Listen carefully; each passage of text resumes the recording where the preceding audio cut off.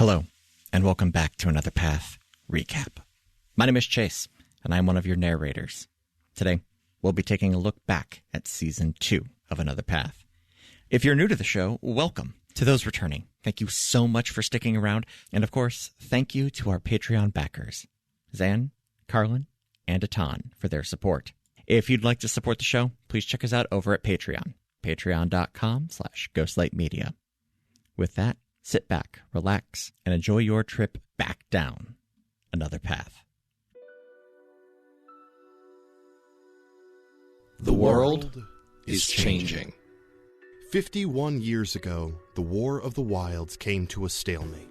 The people of the Greynor Peninsula set all plant life ablaze to stop the stranglehold and built a mighty wall to keep the wilds at bay. All the while, they sat atop their monument, never truly knowing why this all began. A likeness of peace blanketed the blasted lands. 1 year ago, it all changed. An ancient god, once bound by old magic, found himself freed, and took his vengeance as his shackles were shattered. The mountainous city of Bulwark paid a grave price. But in the wake of this destruction comes the first glimpses of true and honest peace. Our heroes venture from their familiar homeland into the fullness of what their world was before the war, a world they've touched, but never truly seen.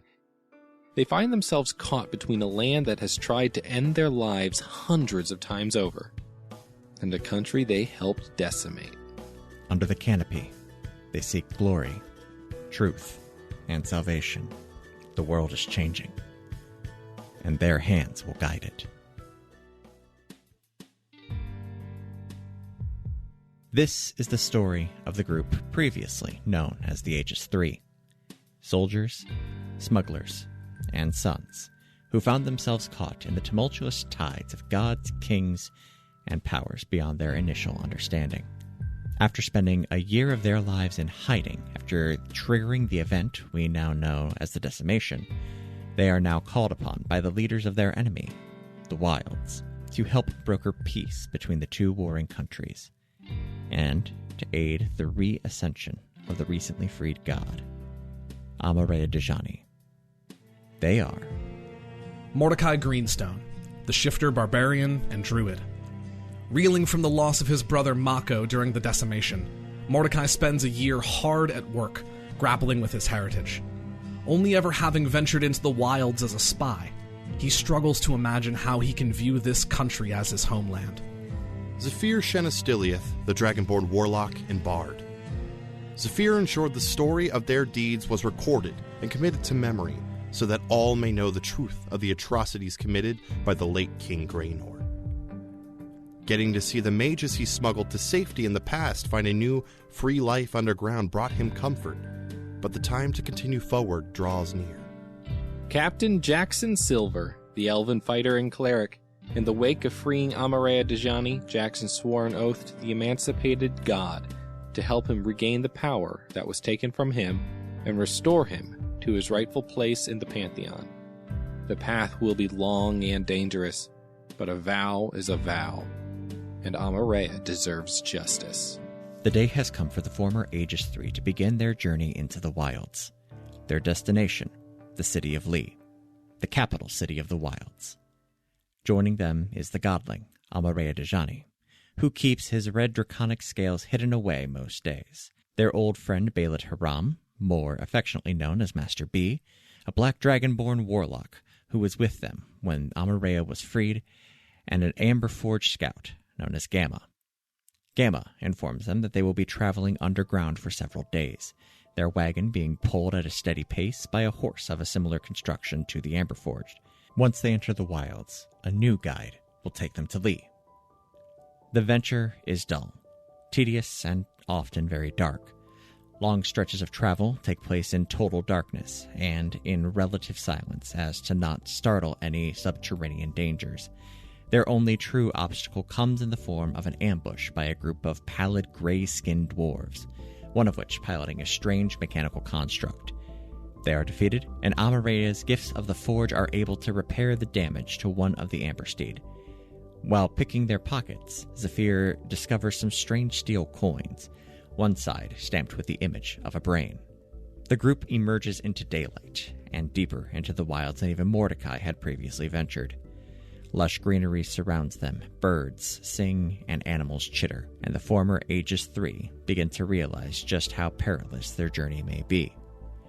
Gamma informs them that their guide will be approaching soon, and offers more information about their goal.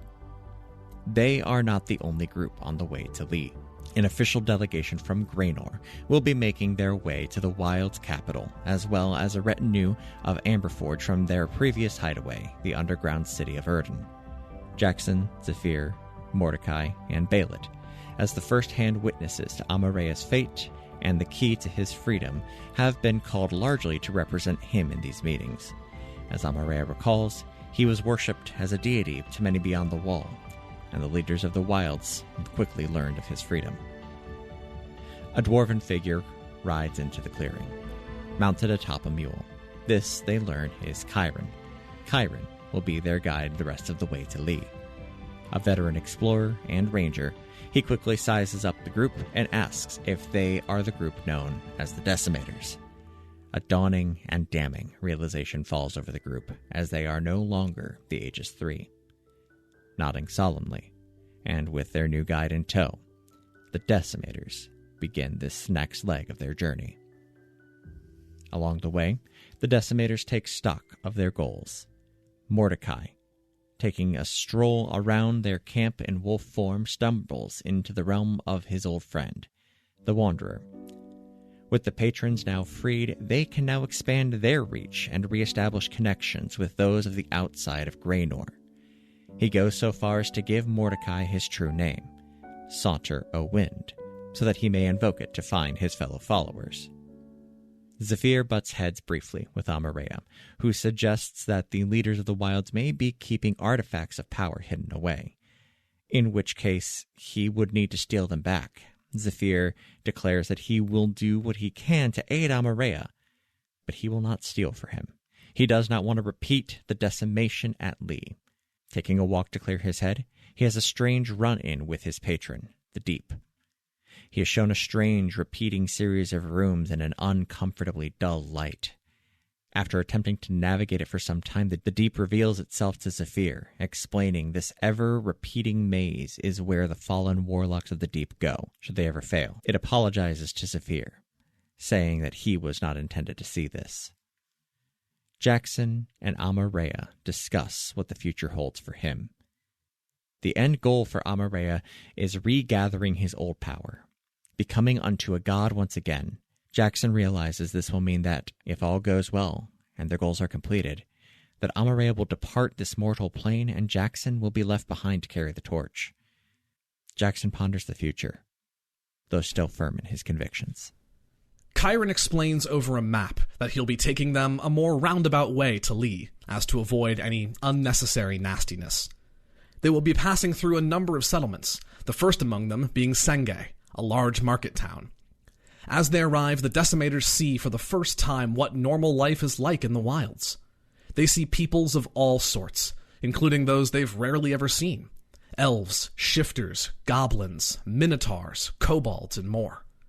People go about their daily business, tending shops, gathering groceries, talking and laughing and enjoying the day. A far cry from the cult of Yarrow, and Goliaths and changelings they tangled with back home. Chiron lets them wander as he tends to business after having acquired rooms at the ill-kept keep. Jackson and Amarea examine some religious sites in town, which take the form of large trees with depictions of the lords of the forest carved into the bark. Yarrow, Lord of Reaping, Linso, Lord of Storms, Galo, Lord of Tangle, and Mavo, Lord of the Pack. They see the lords cast in a different light. For example, Yarrow representing bountiful harvest, and Mavo representing family. Jackson, now ever seeking more to learn, finds what he was looking for and takes his leave. Mordecai and Zephyr procure some magical items from a trading post known as Black's Best. Trading away the crying hippo found beneath Concetre, they walk away with some new belongings, most notable of which is a set of basilisk fangs. As Zephyr rejoins the others at the ill-kept keep, Mordecai wanders off to the holy sites. Approaching in the form of a wolf with a filched amulet to Mavo around his neck, Mordecai continues to struggle with his heritage. As a shifter, and someone who deeply values family, he feels a connection to Mavo that he has failed to shake. A friendly priest offers Mordecai his ear, who seeks insight into Mavo. He learns that Mavo seeks to form a great pack so that it may face the great dangers beyond. He asks the priest if that's why Mavo took his brother from him on the day of C-34. Finding no comfort in the priest's platitudes, he departs and continues to process these feelings. All joined together at the ill-kept keep, the Decimators make conversation with a group of 4 in druidic garb. A friendly shifter named Atticus inquires if they've noticed the harsh smell around town. They learn the nearby Hardcrafter's quarter has been dumping waste, and it has reached critical mass. The druids are here to fix it, and ask the party for help. They agree, and join the druids while Amareya and Master B stay at the keep. Venturing into Tanner's Bog, the druids and the Decimators are attacked by a massive, polluted, acidic elemental. They defeat it, but this is not the source of the pollution, only a symptom. Traveling further, they find a strange black metal machete lodged into a tree stump. Locking it in an earthen shell, the druids and the Decimators return back to Senge successful.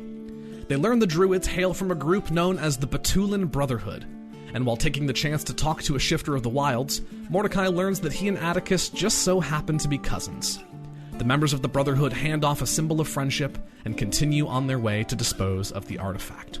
The Decimators finish gathering supplies, and after a night's rest, meet back up with Chiron, who has acquired mounts for the rest of their journey. They are shown to these odd, horse-sized, bat-like creatures known as Chiripstriders. They have the ability to deftly navigate higher branches of the densely packed trees, making for swifter, often safer travel. Before they depart, Zephyr takes some strips of leather and punctures them with the basilisk fangs they acquired earlier, which he then wraps around Mordecai's knuckles. After some additions and tweaks, the weapon is dubbed the Fistbites, and they saddle up to make way for their next stop, Clove. En route, they are ambushed amid the canopy, but beat a hasty retreat. Mordecai noticed their foes were darklings, dark fey creatures they last saw in an overgrown planeswatch. Chiron explains the veil between the realms, namely the Feywild, is quite weak in many areas throughout the extensive woods. Jackson ponders if there's a chance he might reconnect with Gaia. Clove is largely an agricultural community, and as it happens, Chiron's hometown. They take lodging at the Ever After, an inn run by Chiron's family. While taking stock over drinks, the Decimators are approached by another new type of person, a Tortle. This young Tortle boy, Morris, tells the group his boss wants to meet with them and mentions the Rite of Ages. Intrigued, Mordecai and Zephyr go to investigate. They approach the home of a Mr. Oram, which is distinctly Graynorian in design. A realization clicks for Mordecai. Oram translates from the Wild tongue to gold, a name borne by one of the sorcerer's families of Bulwark. Matrick Oram indeed hails from Graynor, but did not want to meet the group himself. He serves as a warlock to a patron of the wilds, known simply as Luck. It is Luck who wishes to speak with them. After conferring with Jackson, the trio returns to Mr. Oram, then enters the realm of Luck, which takes the form of a lavish casino. Luck greets them and tells them what she wants. She has learned of an old temple to Amareya, which houses a pair of godly artifacts, and figured this information would be valuable to them. She says that she knew Amareya long ago, and also wishes to see him return to his full power. Luck, after all, is about balance. The catch, however, is that she requires a box from the temple, and the Decimators are not, under any circumstances, to open the box. Tentatively agreeing, the Decimators and Amareya set out for Mr. Oram's mines to find the temple, while Master B begins taking a lay of the political landscape at Jackson's suggestion. Arriving at the mines, they meet a half-orc guard by the name of Burl, who gives them some more information on the area. As they venture in, they marvel at the wonder that is a complete, albeit worn, temple to the draconic forge god. Elaborate murals, kilns, and tools, places for the congregations to gather, for the workers to rest, for the guard to stand vigil. They traverse this ancient temple, navigating the splitting pathways to find the switches to open the main door, one in the foreman's office and one in the pontiff's chambers. Aside from a few wild monsters that wandered in, they walk the temple without seeing a soul. That is until the main door is opened, into the space where service would be held. The rows of pews are filled with the undead forms of long-forgotten followers, with a flaming, sledgehammer-wielding figure at the pulpit. This, they learn, is the Cinder Pontiff. The Pontiff speaks against Amareya Dejani, accusing the godling of abandoning his people. For eons they waited, and their dedication soured into anger and rage. A massive brawl breaks out within the church. Mordecai and Zephyr begin clearing the horde while Jackson and Amareya face the Pontiff head-on, who strikes with fiery retaliation. The Pontiff's rage knows no bounds as he sets his own followers aflame to wreak more havoc. As the party suffers blows, burns, and heavy punishment, they approach their last legs. At last, a magical burst from Zephyr, a tackling to the ground by Mordecai, and a final thrown axe to the head from Jackson brings the Pontiff to his destruction. The victory is bittersweet. They all, Amareya most of all, have seen firsthand the fate of his followers from long past. But an ancient manual and the Pontiff's sledgehammer are returned to Amareya, who feels his power alight at the return of these artifacts.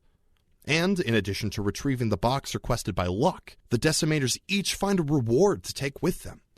Jackson recovers prismatic dragon-scale armor, whose magic allows resistances to a variety of elements. Mordecai recovers a fiery hammer known as the Workman's Gavel. And Zephyr, with help of his homunculus Rogar, discovers a strange ingot of unknown material. Upon touching it, the material warps and surrounds his hand, bearing his focus to the deep. After some worried moments, the material takes shape into a black metal gauntlet with a wicked sheen. The Deep's grasp, which increases Zephyr's connection to his patron and the power he invokes from her. Burned and battered, they return topside to Burl, who, after a quick pitch from Jackson, steps aside with Amareya to see about joining the Dragon Knights. The Decimators return to Mr. Oram and to Luck within her realm. The box is returned and the deal is completed. Seeing their work is done, Mordecai asks if now they can learn what was in the box. Luck indulges them and answers, nothing. The box was empty. Instead, the hinges bore a very specific type of rust that would have worn away had the box been opened. As a reward for their task, Luck grants them each a fragment of her power, a little luck to call upon when they might need it. With the job well done and a step further towards Amareya's ascension, they return to the Ever After for some food and rest. Heading upstairs, they find Master B has converted their suite into what can only be described as an evidence dungeon. Taking his task to heart, Master B dove headfirst into the political landscape of Lee and the Wilds, and shares his findings with the others. Lee is, and always has been, ruled by 4 archbishops, one to each of the 4 lords of the forest. The other major faction in Lee is Masters of the Craft Guilds. Currently, the guilds and the bishops are competing for popularity, power, and control. Leading the guilds is the head of the Casters Guild, a tabaxi named Mantellum. Why precisely this subtle civil war has broken out is unclear, but what is that whoever controls Lee controls the Wilds. Fearing that conflicts may come to a head in tandem with the peace talks, the Decimators brace themselves for the landscape ahead. While the others rest, Mordecai ventures into the nearby wood. Long has he considered the nature of Mavo and the Wilds and the ties between this land, him and his druidism. Learning to appreciate where his power and lineage hails from without converting himself to it fully, he affixes the Mavo amulet to his necklace and feels more at ease with himself and the Wilds. The departure from Clove is interrupted by a missive. Gaia wishes to see Jackson and the others again and sends word through an intermediary by the name of Jack. They are eager to reconnect with the Green Lady, but are suspicious of the coincidental namesake of the messenger. Regardless, they set off to meet with Jack, who seems as trustworthy as any stranger upon initial meeting. Swiftly, he leads them into the Feywild.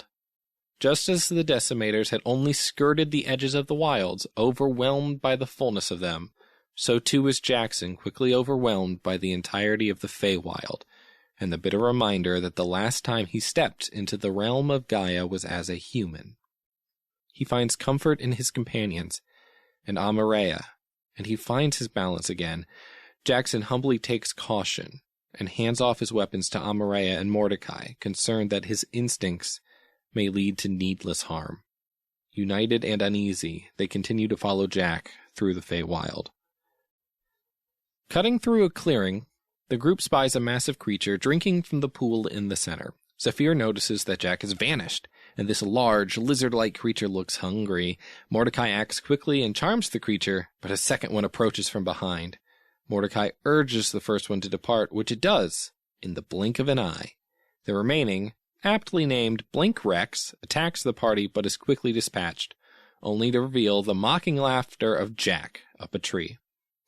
Zephyr blasts Jack from the tree, and an already on-edge Jackson reflexively moves to strike in Zephyr's direction. Quick action and calming words from Zephyr and Amareya return Jackson to his senses just as quickly as they left him. They turn to see Jack splayed out on the ground, only to see him be slammed into a tree by none other than Gaia herself. She admonishes the unseelie messenger and banishes him. The tension in the air fades as Gaia's presence fills the glade. It is a warm reunion, not just with the former Aegis 3, but with Amareya as well. Leading them to the place that she and many others call home, Jackson and Amareya go to speak with Gaia, while Zephyr and Mordecai speak with some of the others in Gaia's garden. Jackson and Gaia spend some comforting time together. Jackson confides in Gaia about his recent flashbacks, and the realization that he will never quite be okay. Gaia consoles him, offering that it's okay not to be okay. Eventually, the tide of the conversation turns to Amareya. They find themselves in similar straits. Both Gaia and Amareya have been weakened over many, many years of neglect, as have many other gods, deities, and patrons. Gaia proposes an alliance to form a new pantheon, made of these forgotten figures, to protect their flocks in spite of their creators abandoning them. After conferring with Jackson, who speaks wisdom to creating new things instead of forcing old and broken systems to work, Amareya agrees, and the fire and the flower join their strength.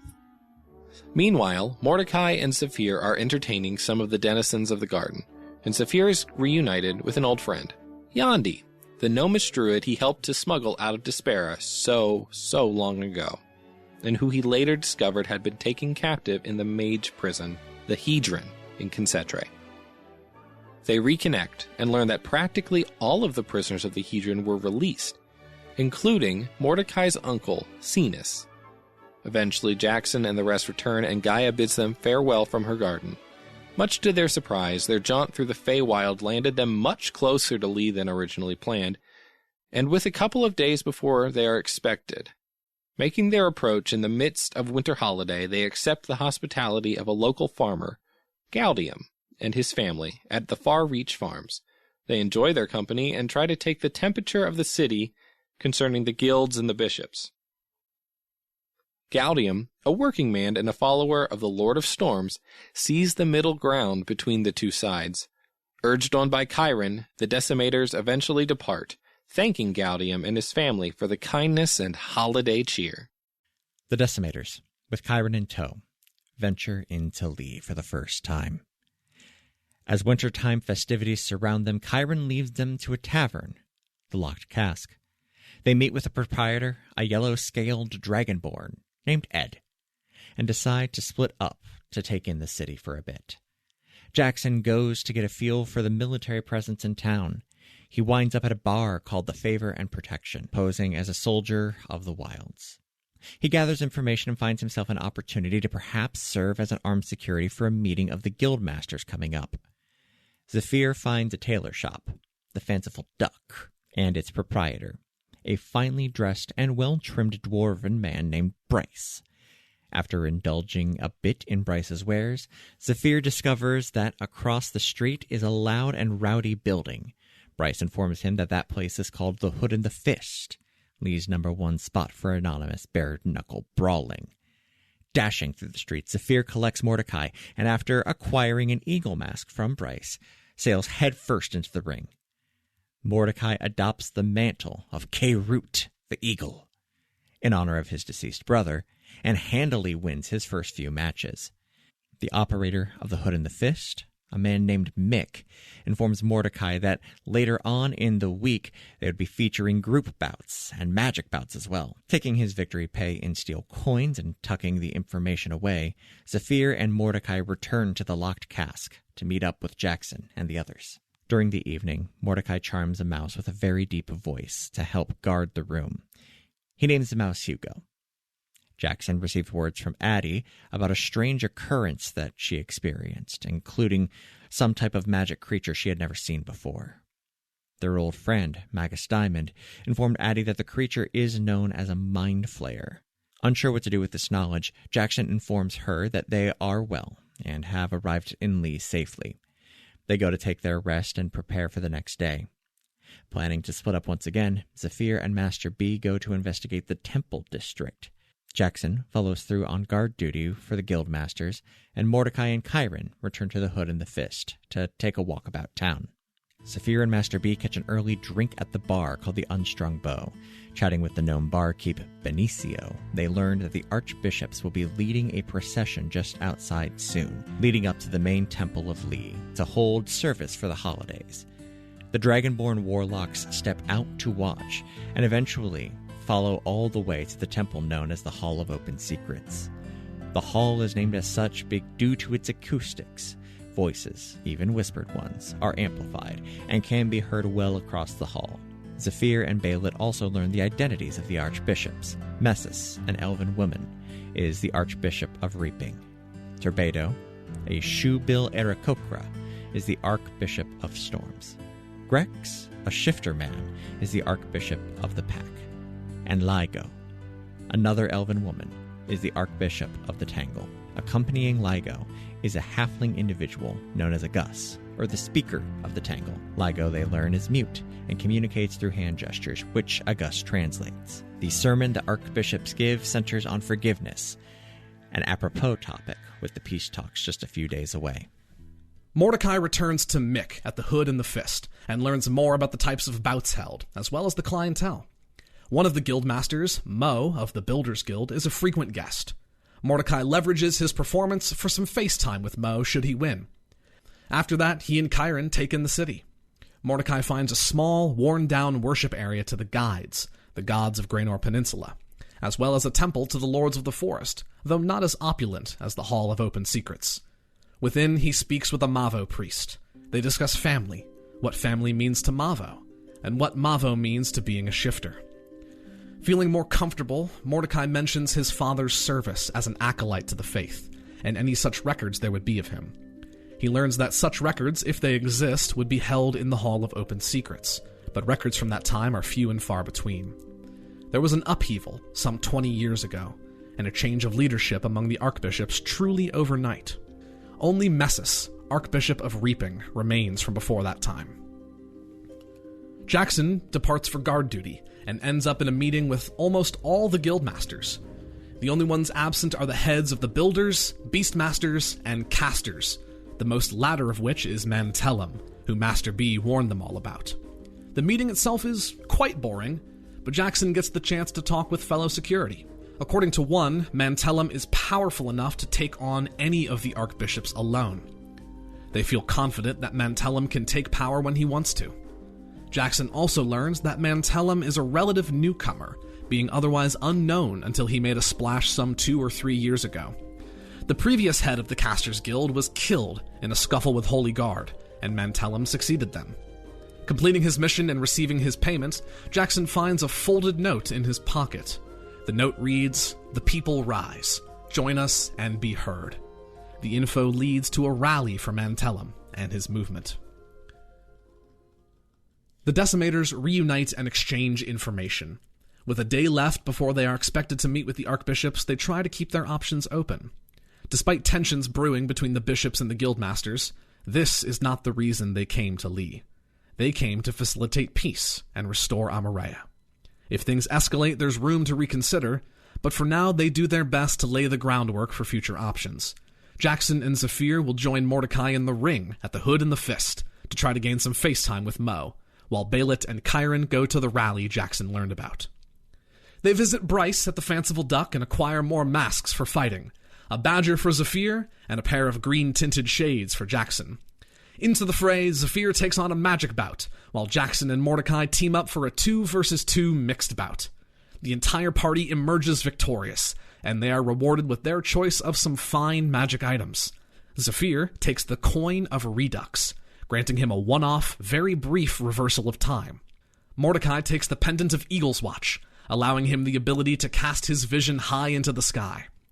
Jackson picks up a voucher good for a gear upgrade at the best smith in Lee, the Iron Thistle, where he plans to improve his armor. After collecting their bounty, they meet and talk with Mo, the master of the Builders Guild. Throughout their conversation, they learn Mo and Mantellum are similarly aligned. Mo offers work on behalf of Mantellum, wet work, as he calls it. Mordecai leaves his answers as vague as he can, but, not being as smooth as Zephyr, perhaps lets a little too much of the truth slip. Regardless, they take their prizes and return to the locked cask for one more night. That night, Mordecai uses an item the group found long ago in the forests near Despera, and in offering it to Hugo the Thick Mouse, permanently endears Hugo to Mordecai, adding one more critter to the party. Their peaceful night is disrupted as Chiron and Balit return from the rally, clearly in distress.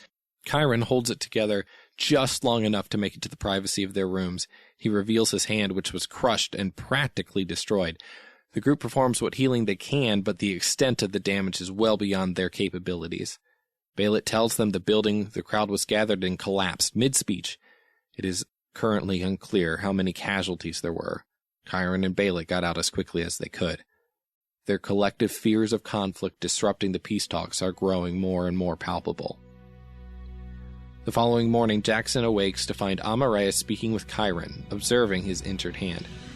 With some encouragement and material, Amareus finds a fragment of his old power.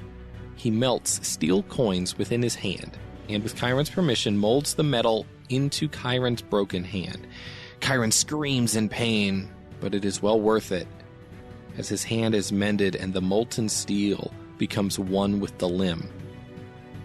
Jackson smiles, seeing Amareus truly perform the work of a god of the forge.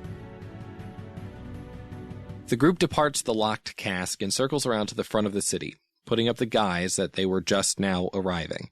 They are led into town by guards of Lee, watching the people gather along the streets to see their arrival. There seems to be at least a little more support for Graynorians within the city than they initially expected. They ride all the way to the Hall of Open Secrets, where Zephyr visited the day before. There they all formally meet the archbishops. Zephyr, having long prepared himself for statecraft, makes a strong first impression by greeting the archbishops by name before their introductions. A mixed reaction ripples through the archbishops, clearly caught off guard, but the decimators are welcomed nonetheless and invited into the hall. Chiron departs, his job fulfilled, and the rest of the group meets with the archbishops in a conference room. There the sharing of information begins.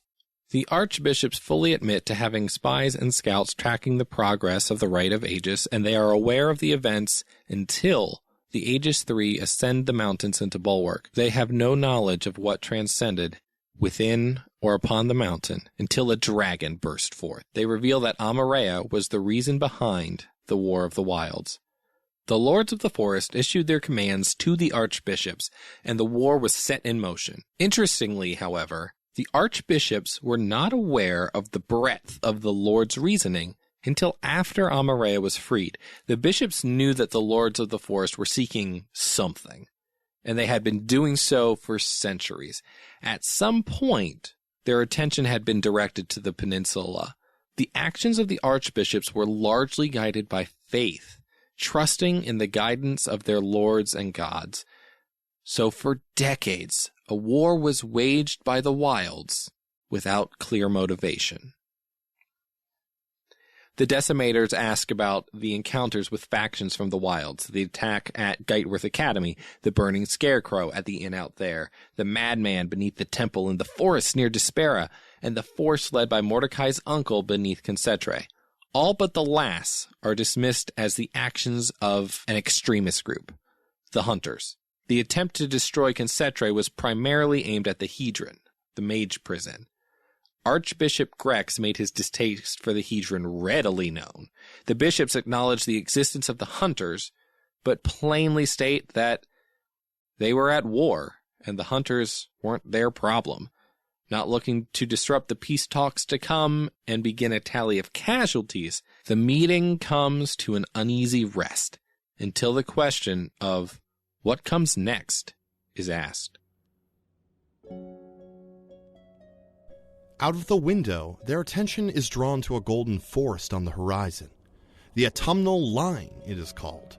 The bishops claim it to be a cursed and dangerous place, but it is also the resting place of a great temple to Amareya Dejani, the Crucible of Light.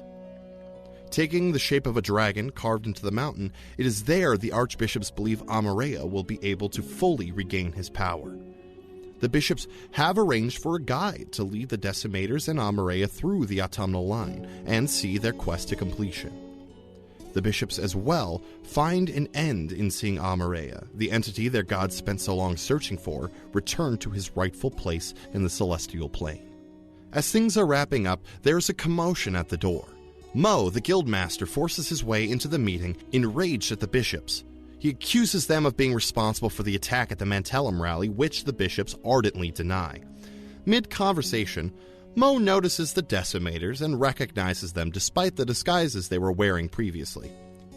He drops a hint of where he'll be if anyone wished to talk, and storms out. Inquiring, the bishops admit that the guildmasters have become a nuisance in the city, but one they are dealing with. They conclude their meeting, and the group is seen to their chambers within the Hall of Open Secrets. They are led there by a halfling named Penitus, or Penot for short. They serve as the major domo for the temple, and he excuses himself after showing the group to their rooms. They debrief. A combination of shock, frustration, and affirmation spreads across the party. There is still time before the contingent from Grey Nor is set to arrive, so the Decimators decide how to best spend their free time. Zephyr talks about wanting to get his old Aegis tattoos redone, and Jackson and Mordecai agree. They also realize they have another batch of drug bugs, which may be useful. The last time they used them, they learned some very pertinent information. It's possible it happens again, though Zephyr has reservations about using them because Carrie is no longer with him. They do, however, have Master B, a warlock, to carry the Awakened Seer. Baelet actually reveals his own small batch of drug bugs, or, called by their proper name, Golden Inspiration. They leave the drug bugs with Baelet to prepare while they go get their tattoos redone. They ask Penot for a good place to get such work done, and they suggest a place known as the Sword Quill, an unassuming building down by the docks. He says that these tattoos hurt in a way that doesn't go away quite right, but they provide some magical power for the price. Eagerly, they make their way to the Sword Quill. Within, they meet Rakar, a full-blooded orc and an expatriate of Grey Nor. For coin and stories of home, Rakar agrees to redo the Aegis tattoos. Each of the Decimators recalls some of their time in Bulwark, where Rakar says he and his family were banished from. Mordecai shares the games and adventures he and his siblings would go on within the city. Jackson recounts the trials of C-34. Zephyr strikes a chord on his mandolin and plays the Ballad of the Aegis III, the story of their past adventures. As they speak, Rakar wields a shadowy quill with a sword-like tip, and the work begins. Mordecai regains the winding roads of the Wanderer and the scimitars of the General, and with it, the ability to invoke the Wanderer's fiery vengeance. Zephyr regains the black ribbons of the Deep and the eyes of the Awakened Seer, and gains the ability to further transform himself beyond simple illusion. Jackson regains the vines and leaves of Gaia, and further ties his connection with the Fae, allowing him to blink short distances at will. The work done, Rakar paid, and their arms sore and bleeding, they return back to their chambers at the Hall of Open Secrets. By the time they have returned, Master B has prepared the Golden Inspiration. Bracing themselves for the strangeness ahead, they dive in. And just like that, the Silver Scythe, the old way, and the Techlock return to a futuristic pulp neon bulwark. Already in pursuit of their quarry, the evasive Dr. Cellophase, the Aegis heroes arrive at a destroyed section of Old City Hall, which landed not far from the mountaintop. Within, they find a crown, which Jackson dons briefly before realizing some powerful magic is held within. Moving forward quickly, they discover the Doctor, as well as his ally, Grand Justice Vin. Strange magics turn the heroes into adorable raccoons as they pursue the villains through the rainy streets of the city. A high-speed chase through the markets of the Mages District ends in a well-placed trap, sending Vin and the Doctor's car flying through the air. The heroes shift out of raccoon form and stand poised to fight Dr. Cellophase, a strange alien figure with a squid-like face. The same type of creature that Addie warned Jackson of.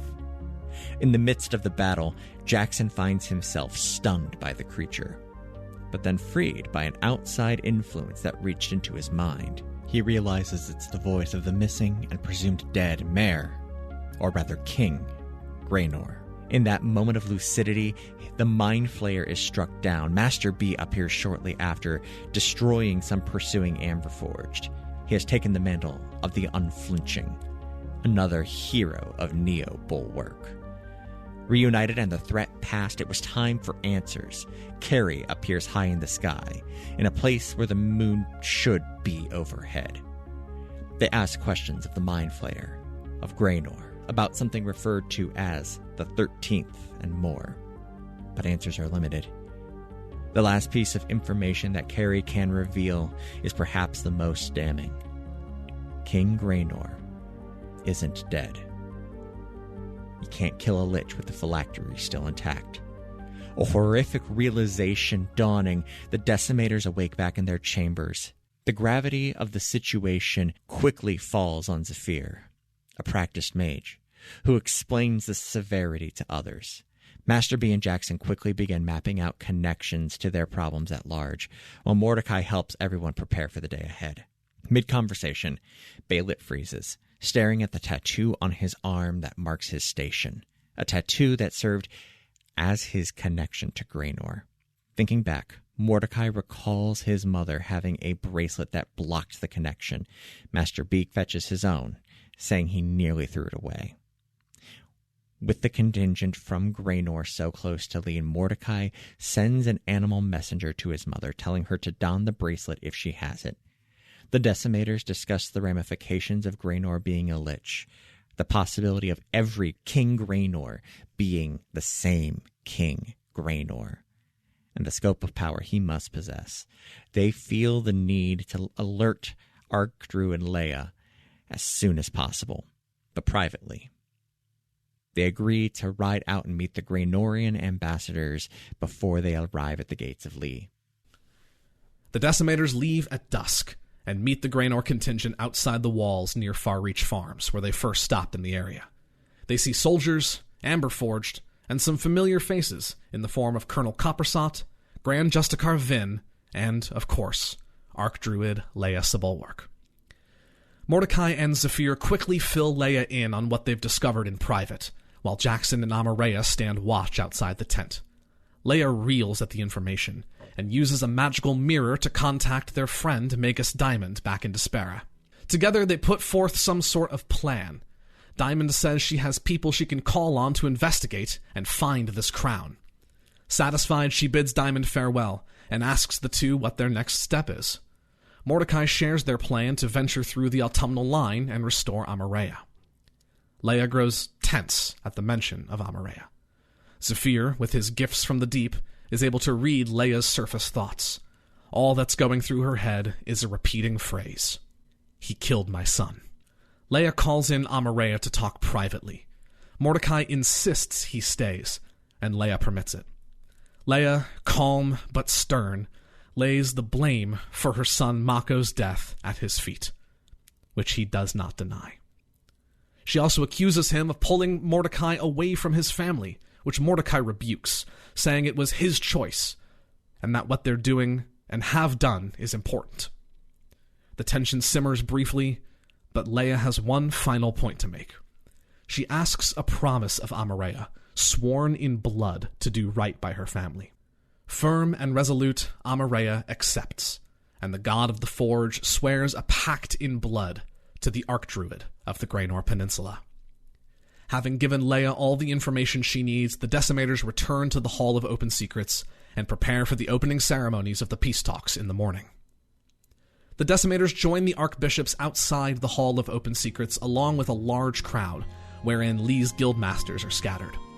The Graynor contingent arrives, led by Grand Justicar Vin and the Amber-Forged, Vox. Alongside the contingent are prisoners released from the Hedron, part of a prisoner exchange negotiated as part of the peace talks. Mordecai's uncle, Cenas, is at the head of the prisoners. The ceremony begins, and the Archbishops, the Graynorians, and the Decimators are brought within for the first hours of the talks. The exchanges are civil and straightforward to begin. As part of peace negotiations, Archbishop Messis speaks for the Wilds. They want to keep their gods, keep the border between Graynor and the Wilds intact, and they want to see an end to the Hedron, claiming the magic and technology behind it as foul and immoral. Grand Justicar Vin speaks for the Graynorians. His largest request is for trade to be established between the two nations as quickly as possible. As Jackson had learned the night before, Graynor suffered a drought and is experiencing a significant food shortage. Vin is even willing to agree to shutting down the Hedron. Anything for the food, his thoughts read. The Amber-Forged Vox displays a projected image of Amber-Eye himself for all to see. Amber-Eye seeks peaceful reintegration into society, and a third request, which he will only speak of to the Archbishops alone. Lastly, Zephyr speaks for the Decimators and for Amareya. He beseeches both sides who have caused such pain and turmoil for one another to truly set aside their differences if they wish to see change, showing the common ground they have taken in seeing Amareya freed and restored. With that, the opening concludes, and the various parties are seen to quarters for rest before continuing on later in the day. The Decimators and Amareya linger behind to touch base with the Archbishops. Preparing to leave for the autumnal line tomorrow, the Archbishops wish them well on their journey. Amareya thanks them, and makes mention of how he is eager to meet their gods. Mordecai senses uneasiness in the bishops following that statement. Quickly, they plan. They move up their timeline to depart Lee, gathering their supplies and allies, while Zephyr follows up with the bishops. Braving the truth, Zephyr re-enters the room and presses, pointing out the reaction, and claims if there is something wrong, or something they should know, they should, if it concerns Amareya. Archbishop Grex, well into his cups, lets the truth slide. The Lords of the Forest are gone. Completely gone. After Amareya was freed, they left the celestial plane, and left their divine spark for the bishops to continue to draw power from. However, without a godlike entity to control the spark, its power wanes. It's why the power of the bishops has weakened. It's how Mantellum has been able to take ground. It is a true and terrible problem for the archbishops, and for Lee. Sworn to secrecy, Zephyr reassures them Amareya will be restored to power, and that Lee will not be left without a god. Quickly, the Decimators prepare to depart. Jackson and Amareya collect Chiron, who they rehire for the expedition, while Mordecai goes to find their promised guide, who, they learn, was no other than their recent tattoo artist, Ricard Shadowstep. Supplies gathered and Chirop Striders mounted, they depart Lee at midday for the autumnal line. On the ride, Zephyr shares his news, which only reaffirms their quest to restore Amareya. Ricard drills them on the rules of the autumnal line far before they arrive. 1. Stay to the path. 2. Do not address anything off the path unless it addresses you first. 3. Stay to the path. Ricard warns that the forest will tempt them. It is a deeply magical place and will do all it can to pull victims off the path. They have 3 days of travel before reaching the Crucible of Light. The Decimators steel themselves and enter the perpetually golden forest. Their travel is largely mundane despite the constant threat of danger. During the evenings, each of the Decimators is met with temptation. Mordecai's comes as a large and dangerous wolf-like creature, a creature whose power he could harness if he only could catch a glimpse, which would take him from the path. He resists, barely. Jackson comes in the form of screams of pain and distress in the distance, the voice of Addie calling out for him. He approaches the edge of the path, but finds his restraint. He awakes Amaraya, who helps distract him. Eventually, Jackson returns to his meditation and makes it through the night. Halfway through their travel, Ricard shares some insight on the forest. A malevolent entity makes it home here, a figure called Chernobog. He is an unseelie fae who hunts and roams this massive forest. Ricard even suggests the wolf-like creature Mordecai encountered was Chernobog in disguise. Regardless, they continue on their trek. The last night, Zephyr meets his temptation in the form of Chernobog himself. Time seems to freeze as the fae reveals himself. The figure forms out of a collected darkness, shaping into a bone-white animal skull at the top of the shadowy form. They discuss civilly and at length as the sounds of the forest die around them. Chernobog shares quite openly with Zephyr. He claims to have known Amaraya back at the peak of his godhood and that he was slain by Amaraya's hand. In his death, his blood spilled into the soil of the forest, and the autumnal line was formed. He even made inferences that he possessed a divine spark that Amaraya stole, shattered, or otherwise removed from him. Unsure whether or not to take this figure at his word, Zephyr asks Chernobog what it is he seeks. Chernobog offers his temptation, a stone, imbued with the power to tweak and nudge the flow of time whenever Zephyr so choose. However, every time he invoked the power, Chernobog would catch a glimpse through Zephyr's mind, his senses, and his thoughts. A brief glimpse, but a glimpse nonetheless. Pressing for more details, but finding none, Zephyr ultimately rejects Chernobog's offer, but deeply considers his words. In the morning, Zephyr questions Amaraya as to the validity of Chernobog's claims. Amaraya, pained, says it is entirely possible he killed the Unseelie, but his full memory still eludes him. The group breaks camp and makes the final leg of the journey out of the autumnal line. At the base of a mountain, outside the bounds of the forest, they are met with a temple carved into the mountain itself in the shape of a dragon. The Crucible of Light. Atop it, they can reclaim Amaraya's divine spark and restore him to the celestial plane. Tired but so close, they begin the climb. For hours, they scale the slopes and stairs until they arrive at the base of the temple and contemplate their journey and all of the steps, literal and figurative, they'd taken to get there. They arrive to find an incredibly ancient temple, beautiful, brimming with light. The rooms are empty and abandoned. Signs of acolytes taking care to pack up and leave with purpose so long ago. They pass braziers burning with white-hot fire, chandeliers, forge tools, and old holy artifacts. They ascend. Further, light refracts off of a mirrored ceiling, striking at several members of the party. The light shapes into mirrored reflections of each of them, taking fighting stances. They fight their reflections and emerge victorious after a difficult fight. Continuing onward, they face their second trial in the form of a door. The door requires a key, and the key requires an oath, which Jackson readily takes.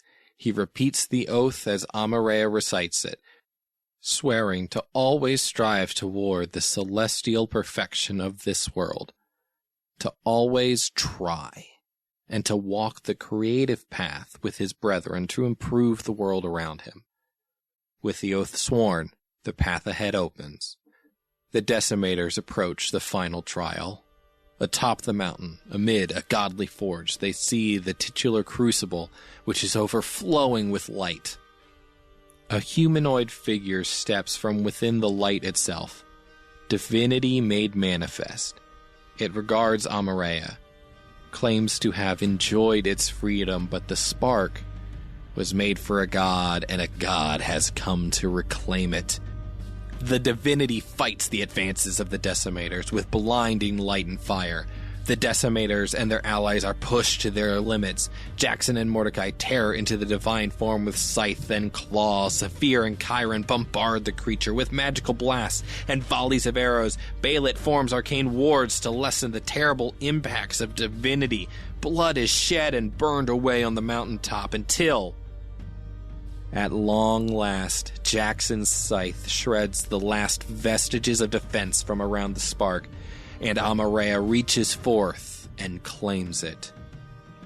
Amareya's form shakes and tears, revealing fire and daylight and the cosmos themselves within his form, his body fading, his soul ascending. He makes his farewells. To Mordecai,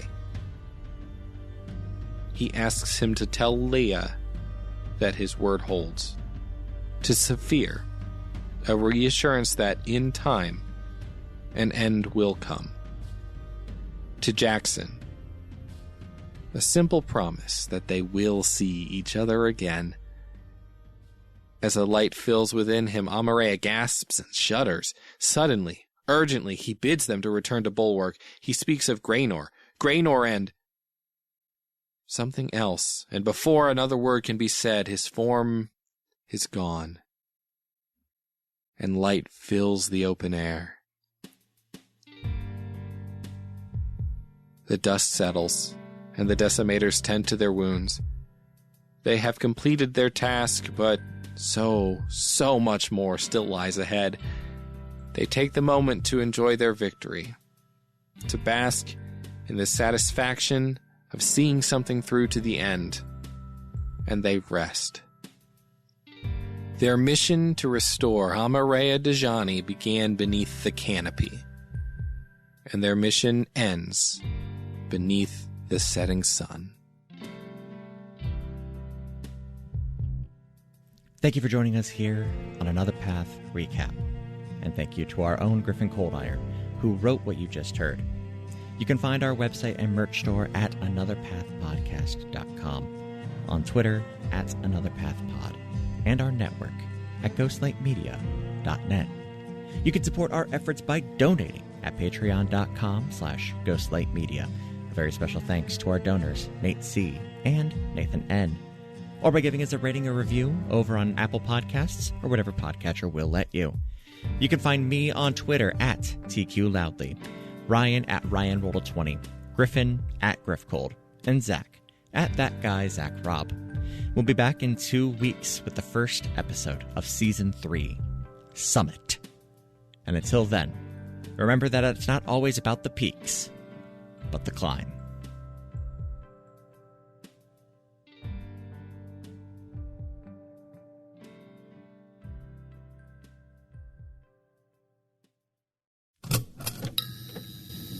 This has been a Ghostlight Media production.